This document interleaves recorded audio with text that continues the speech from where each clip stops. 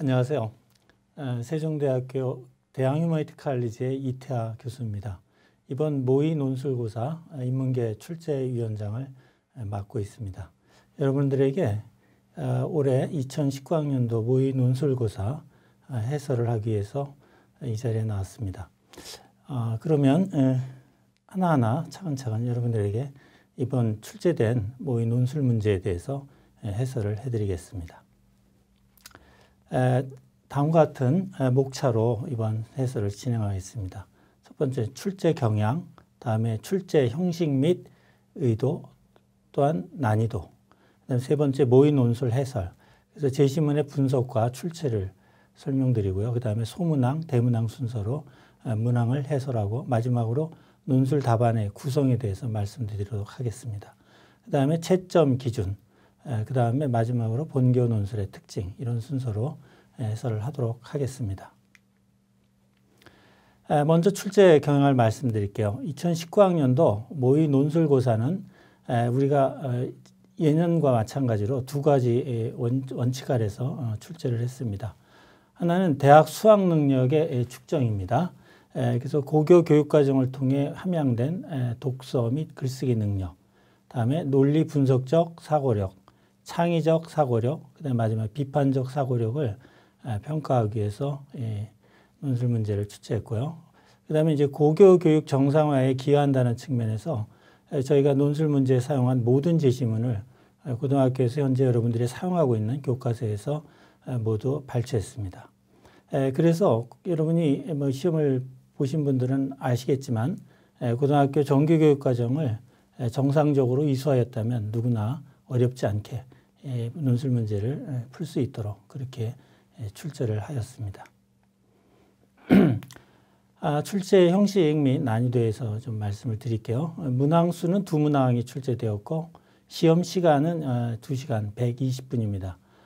소문항과 이제 대문항인데 소문항은 예년과 마찬가지로 400자에서 500자를 쓰게 되어 있고 특징은 비교 기술형입니다. 그래서 하나의 관점에서 두 개의 제시문을 비교하는 건데 이번에 세 개의 제시문이 나왔죠. 그래서 첫 번째와 마지막, 가와 다 두 개의 제시문을 비교 논술하는 게 이제 1번 소문항 문제였고요. 그 다음에 이제 대문항 문제는 1100자에서 1200자로 이거는 논지전개형입니다. 그래서 이번에는 이제 제시문 나와 다를 활용해서 논거를 활용해서 비판하라는 그런 문제였습니다. 그래서 1번 문항은 그렇게 어렵진 않습니다. 사실 중이라고 저희 난이도를 정했고, 그 다음에 이제 2번 문항은 중상이라고 했는데, 사실 1번 문항은 뭐 중하 정도, 그 다음에 2번 문항은 뭐 중중 정도 난이도다 이렇게 보시면 될 것 같고, 우리가 여태까지 논술문 출제했던 것들 중에서 아마 가장 평이하고 쉽게 출제하지 않았나, 그렇게 생각이 됩니다. 다음은 이제 제시문의 출처와 이제 그 제시문에 대해서 조금 설명을 드리겠습니다.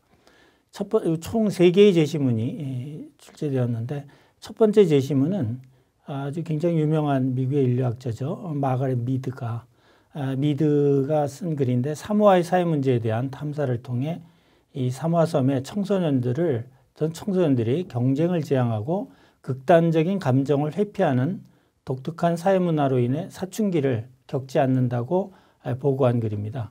이게 물론 제리 무어의 책에서 발췌됐는데 제목은 사모아의 사춘기입니다.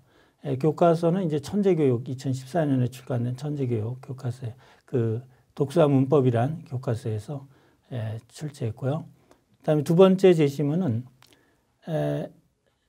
전옥표라고 하는 그 분이 쓴 습관부터 바꿔라라는 글인데 이게 화법과 작문 책에서 나왔습니다. 지학사에서 출간된 2014년 책 교과서에서 나왔는데 내용은 그렇습니다. 집단에 참여하는 개인의 수가 늘어날수록 성과에 대한 1인당 공헌도가 오히려 떨어지는 효과. 이걸 일명 링겔만 효과라고 하는데 이 링겔만 효과를 통해서 개인이 집단에서 자신의 존재 의미를 찾지 못할 경우에 업무 의욕이 저하된다는 그런 내용의 글입니다. 마지막 제시문은 나이덕, 지금 조선대학교 국문과 교수고 시인입니다. 이분의 글, 내 유년의 울타리는 탱자나무였다라는 그 글에서 나왔는데 국어1 천재교육 출판사에서 출간한 2014년 교과서에서 저희가 발췌했습니다. 불의의 사고로 인한 신체적 장애 때문에 화가가 되었던 로트레크의 삶을 통해 누구에게나 있는 인생의 가시가 실상은 삶을 고양시켜주는 원동력임을 주장하고 있는 글입니다. 로트레크는 그 프랑스 화가인데 이 19세기 말에서 20세기 초엽에 들어온 이제 죽은 요절한 35살의 요절한 화가입니다. 이상 이 세 개의 제시문을 갖고 이번에 그 모의 논술 문제를 출제했습니다.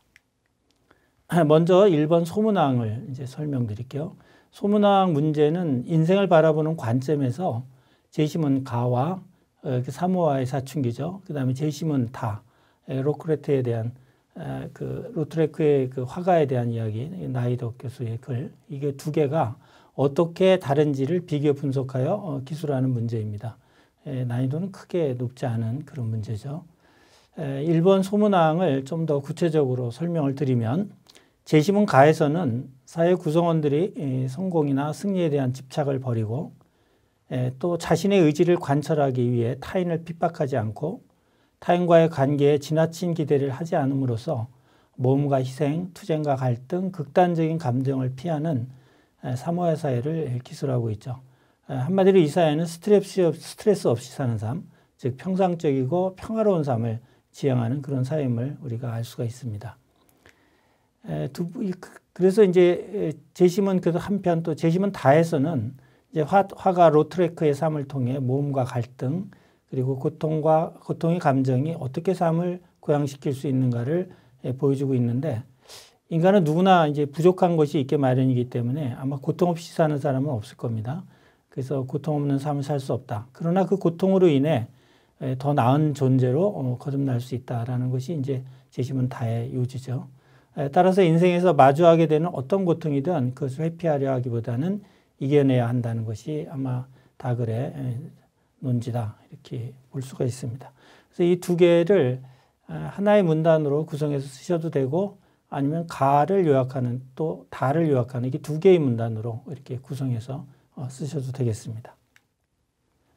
다음은 이제 2번 대문항 내용입니다. 이제 제시문 가를 이제 사모아의 사춘기라는 마가렛 미디의 글이죠. 이거를 제시문 나와 링겔만 효과를 기술한 제시문 나와 그다음에 로트레크라는 화가의 글을 화가를 주제로 한 글, 나이덕 교수의 글, 다를 논거로 활용해 비판하는 논지 전개형 논술 문제입니다. 이번 대문항은 이제 이렇게 답을 하면 되겠죠. 일단 이제 제시문 나를 활용해야겠죠. 논거로. 그래서 제시문 가에서 기술하고 있는 사모아 사회는 인간이 자신의 존재 의미와 가치를 발견해야만 삶의 의욕을 느낄 수 있다는 사실을 간과하고 있다는 거예요. 그래서 제시문 나에서 소개된 링겔만 효과는 바로 이 점을 우리에게 환기시켜준다. 따라서 성공과 승리를 향한 예를 들면 모험과 투쟁 그리고 타인과의 갈등은 집단에서 자신의 존재 의미를 찾기 위한 불가피한 선택이다. 따라서 경쟁과 갈등이 없기에 스트레스가 없는 사회에서 개인은 자신의 존재 의미와 가치를 찾기 어렵고 따라서 삶의 의욕도 약화될 수밖에 없다. 이런 식으로 링겔만 효과를 기술한 제시문 나를 활용해서 그 제시문 가를 비판하면 되겠습니다. 또 이번에 이제 제시문 다를 논거로 활용해서 이제 가를 비판하는 건데 가에서 기술하고 있는 스트레스가 없는 평상적이고 평화로운 삶을 지향하는 사모아 사회는 개인의 성장에 도움이 되지 않는 그런 사회다라는 거죠. 이제 그게 비판 논지가 되겠죠. 그래서 제시문 다에서 소개하고 있는 화가 로트레크의 삶은 인간이면 누구나 지니고 있는 인생의 가시, 즉 우리 삶에서 고통을 주는 그런 인생의 가시가 실상은 인상을 한 단계 또 고양시켜주는 원동력이라는 사실을 보여준다. 따라서 만약 그 로트레크가 자신의 신체적 장애로 인해 발견하게 된 자신의 재능에 좀 더 집중하였더라면 35살이라는 그런 일찍 그런 젊은 나이에 요절하지 않고 아무 의미 있게 생을 보냈을 거다라는 그런 내용으로 아마 그 다를 활용해서 가를 비판하면 되겠습니다.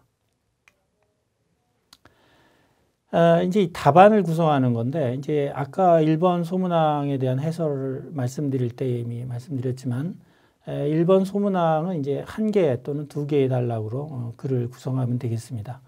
1개의 단락으로 구성할 때는 이제 인생을 바라보는 이 그 가의 글과 다의 글이 어떻게 다른가를 1개의 문단으로 단락으로 구성할 수도 있고, 또는 2개의 단락으로 구성해서 가의 한 단락, 그 다음에 다에 관해서 한 단락, 이렇게 2개의 단락으로 구성해서 쓰셔도 됩니다. 답은 2번 대문항의 경우인데, 이 경우에는 저희가 이제 모범 답안을 4개의 단락으로 구성하는 것을 모범 답안으로 삼고 있습니다. 그래서 첫 번째 문단은 이제 비판이 대상이 되는 재심은 가의 내용이 무엇인지를 요약하고, 이것에 대한 자신의 비판적 관점, 입장을 간략하게 진술하는 거죠. 여기서는 이제 그래서 첫 번째 문단에서는 재심은 가에 대한 자신의 생각이 무엇인지를 밝히는, 다시 말해서 논지를 밝히는 그런 단락이 되겠습니다. 그 다음에 이제 두 번째, 세 번째 단락은 앞서 우리가 이제 활용해야 되는 재심은 나와 다의 한 단락씩 이렇게 주면 되겠어요. 그래서 두 번째 단락에서는 재심은 나를 활용해서 가를 비판하는 걸로 한 단락을 채우면 되고, 세 번째 단락에서는, 세 번째 문단에서는 재심은 다를 활용해서 가를 비판하는 그런 것으로 또 하나의 문단을 구성하면 되겠습니다. 그 다음에 마지막 문단은 이제 여태까지 썼던 것들을 간략하게 요약하고, 그 다음에 결론을 내리는 그런 문단이 되겠습니다. 따라서 전체적으로 첫 번째 문단이 서론이 되겠고, 두 번째, 세 번째 문단이 본론이 되겠고, 마지막 네 번째 문단이 결론이 되겠습니다. 그래서 2번 대문항 그 답안은 전체적으로 한 편에 완성된 논술문을 그렇게 쓰도록 우리가 쓰도록 그렇게 출제했습니다. 다음은 여러분들이 이제 관심을 많이 가질 건데, 아마 채점 기준 어떤가 궁금하실 겁니다. 그래서 이 채점 기준에 대해서 설명을 드리겠습니다. 1번 소문항에서 있는 이제 우리가 세 요소를 봅니다. 첫째는 이해력, 그 다음에 표현력, 정서법. 이해력은 이제 지문을 얼마나 정확하게 여러분들이 이해하고 있는가를 보는 거죠. 여기에 점수 배점이 가장 높습니다. 1번 소문항 전체 배점이 200점인데 이 중에 이해력이 140점입니다. 다음에 이제 표현력입니다. 문장이 얼마나 매끄럽게 썼고, 또 문장의 표현, 개념, 활용이 얼마나 적절한가를 보는 겁니다. 이게 30점이고요. 다음에 정서법인데, 이거는 특히 한글이 그렇지만 한글은 띄어쓰기를 잘못하면 의미가 달라지거든요, 단어도. 그래서 정서법을 얼마나 잘 알고 있는가. 그래서 원래 원고지에 써야 되기 때문에 맞춤법과 띄어쓰기, 또 단락 구성법 이런 것들을 보겠습니다. 그래서 총 200점이고요. 그 다음에 이번 그 2019학년도 논술부터 이제 주목할 변화 중에 하나는, 전에는 분량 미달의 경우엔 전체적으로 0점 처리를 했거든요. 한자라도 부족하거나 초과할 경우. 그러나 올해부터는 분량 미달에 대해서는 0점 처리하지 않고 감점하는, 그래서 감점하는 그런 채점 방법을 도입했습니다. 그래서 최저 20점에서 최고 80점까지 감점을 하도록 하겠습니다. 그 다음에 2번 대문항은 총 배점이 400점인데 이 중에 이제 이해력이 여기서 80점이고, 이때 이해력은 일단 그 전체적으로 그 제시문들을 얼마나 정확하게 이해했는가 하는 이해력인데, 특히 이때 이해력은 주로 그 아까 바로 앞서서 말씀드렸던 것처럼 첫 번째 문단을 구성할 때 우리가 가에 대한 제대로 된 요약이 이루어져 있는가를 보는데 이 점수를 우리가 배점 80점을 줍니다. 그 다음에 이제 분석력인데, 재심은 나를 논거로 활용하여 비판하고, 그 다음에 케이스의 경우는 재심은 다를 논거로 하여 비판하는 경우인데, 분석력에서 이제 이 두 번째 문단과 세 번째 문단을 평가하는 겁니다. 그래서 이제 110점씩 각자 배점이 되어 있습니다. 그래서 이해력이라고 여기서 쓴 부분은 서론에 대한 평가의 배점을 80점을 준 거고, 그 다음에 여기서 분석력이라고 해서 110, 110 이렇게 되어 있는데, 요거는 본론에 해당되는 두 번째, 세 번째 문단에 대한 배점입니다. 그 다음에 이제 마지막 구성력과 표현력, 정서법 이렇게 되어 있는데, 구성력은 아까 문단 구성을 말씀드리는 겁니다. 그래서 총 4개의 문단으로 되어 있을 때 40점 만점을 주고, 그 다음에 뭐 3개 또는 5개 이럴 경우 이제 감점이 적용됩니다. 그 다음에 이제 표현력이고요. 아까 표현력은 1번 소문항 말씀드렸던 동일합니다. 표현력과 정서법은. 그다음에 여기서도 마찬가지로 분량 미달일 경우에는 감점을 적용해서 최저 20점에서 최고 80점까지 감점을 적용하도록 하겠습니다. 우리 그 세종대학의 이제 논술은 몇 가지 특징이 있어요. 첫째는 이제 고등학교 수준의 학업 능력을 갖춘 학생이면 충분히 해결할 수 있는 그런 문제를 출제한다. 이것이 이제 저희가 아까 소두에서도 말씀드렸지만 이 원칙에 의해서 출제하고 있습니다. 또 하나, 두 번째, 이게 이제 주목할 점인데 논술문 작성에 필요한 모든 논구와 자료를 제시문에서 찾을 수 있도록 출제합니다. 그래서 특별히 제시문을 우리가 선별할 때 이 제시문을 활용해서 논술문을 쓸 수 있을까를 굉장히 많이 고민합니다. 그래서 여러분 이번에 이 시험을 본 학생들은 알겠지만 이 제시문을 충분히 잘 이해하고 한다면 충분히 논거로 100% 활용할 수 있도록 그렇게 출제를 했습니다. 다음에 이제 지문의 독해 능력, 논리 비판적 사고 능력을 측정하는데 초점을 맞춰서 출제하고 있습니다. 마지막 이제 별도의 논술 교육을 받지 않아도 무난하게 쓸 수 있는 문제를 출제한다라고 하는데 아마 이제 논술 때가 가까우면 학생들이 이제 걱정이 되니까 논술 학원을 찾는 경우가 많은 걸로 알고 있습니다. 그런데 저희 세종대학교 논술 문제는 사실 학원 도움을 받지 않아도 여러분이 정상적으로 고등학교 과정을 이수했다면 충분히 쓸 수 있는 그런 논술입니다. 특히 이 논술문을 쓰는데 별도의 지식이 필요 없거든요. 조금 더 그 글을 잘 이해할 수 있는 독해 능력이 있고 그다음에 또 어떤 글을 읽고 그것에 대해 조금 비판적인 생각을 할 수 있는 정도라면 충분히 쓸 수 있는 그런 문제입니다. 여러분들에게 이제 그 하나의 그 논술을 준비할 수 있는 하나의 팁을 드린다면 저희가 여태까지 출제했던 모든 그 논술 문제가 우리 세종대학교 입학처 홈페이지에 있습니다. 그래서 여러분이 그걸 자료를 다운받으셔서 그걸 한 문제 한 문제 이렇게 풀어보시면 충분히 세종대학교 논술에 충분한 준비가 되리라 이렇게 생각이 됩니다. 그래서 마음 편하게 이렇게 준비하시기 바라고요. 특별히 학원 같은 거 전혀 다니실 필요 없습니다. 마지막으로 세상을 바꾸는 힘은 사실 생각이죠. 그렇죠? 그래서 우리가 생각의 힘을 키우는 게 그 어느 때보다 중요한 때입니다. 바로 세종대학은 바로 여러분의 생각의 힘을 키우는데 관심을 갖고 또 모든 교육이 거기에 초점이 맞추어져 있습니다. 따라서 여러분이 세종에 들어오셔서 세종과 함께 여러분의 미래를 열어가시기 바랍니다. 감사합니다.